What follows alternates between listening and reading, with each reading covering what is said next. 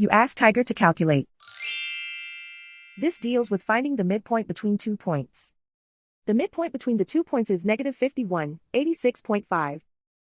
Let's solve it step by step. Plot the 2 points and calculate the midpoint using the formula. The coordinates of point 1 are, x1 equals negative 49, y1 equals 77. The coordinates of point 2 are, x2 equals negative 53, y2 equals 96. PM represents the midpoint of the 2 points.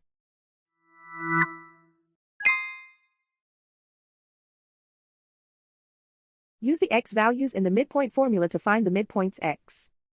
x1 equals negative 49. x2 equals negative 53.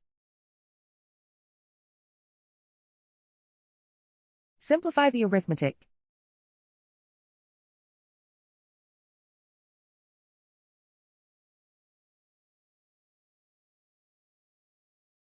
Use the y values in the midpoint formula to find the midpoints y.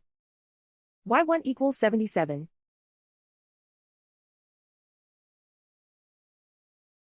y2 equals 96. Simplify the arithmetic.